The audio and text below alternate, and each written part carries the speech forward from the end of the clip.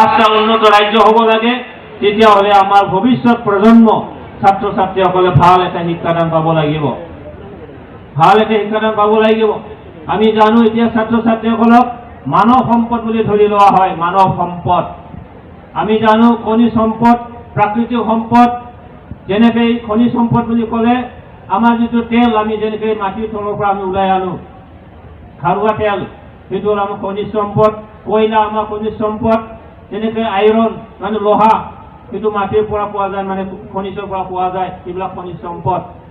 প্ৰাকৃতিক সম্পদ এইটো প্ৰাকৃতিকে হয়, তাৰো বাহিৰে আমি চাওঁ পানী আমাৰ প্ৰাকৃতিক সম্পদ হয়, বালু পাথৰ আমাৰ প্ৰাকৃতিক সম্পদ হয়।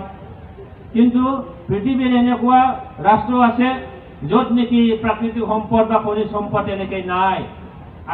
আমি ক'ব পাৰোঁ উদাহৰণস্বৰূপে যেনেকৈ জাপান, জাপানত খনিজ সম্পদ নাই, প্ৰাকৃতিক সম্পদ তেওঁলোকৰ নাই বুলিয়ে ক'ব পাৰি।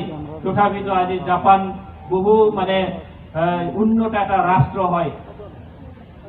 উন্নত এটা ৰাষ্ট্ৰ কিয় কাৰণে হৈছে? যে তেখেতসকলৰ মানৱ সম্পদ, তেখেতসকলে বহুত এটা উন্নত মানৰ মানৱ সম্পদ গঢ় দিব পাৰিছে।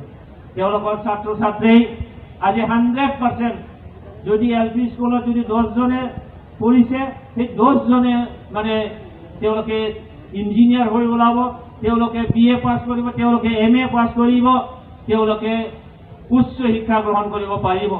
আমাৰ নিচিনাকৈ ড্ৰপ আউট তেওঁলোকৰ নহয়, যাৰ কাৰণে তেওঁলোকৰ কি হ'ল, যদিও বা খনিজ সম্পদ প্ৰাকৃতিক সম্পদ নাই, তথাপিতো আজি বিশ্বত তেওঁলোকে ডেভেলপ এটা ৰাষ্ট্ৰ হয়।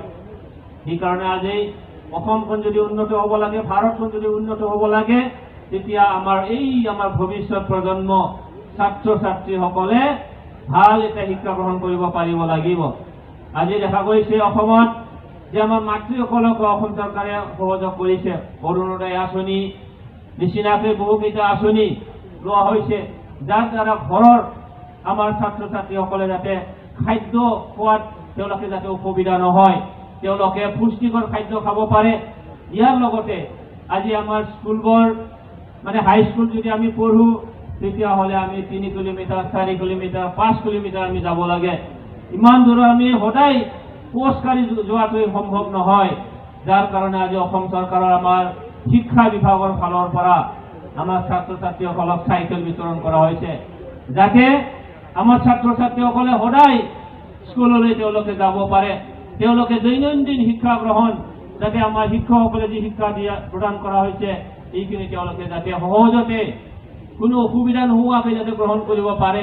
নহ'লে আমাৰ দুখীয়া পৰিয়ালে আমাৰ মা দেউতাকে সদায় আমাক 10 টকা 20 টকা সদায় দিয়াটো সম্ভৱ নহয়, যাৰ কাৰণে আজি চাইকেল বিতৰণ কৰা হৈছে।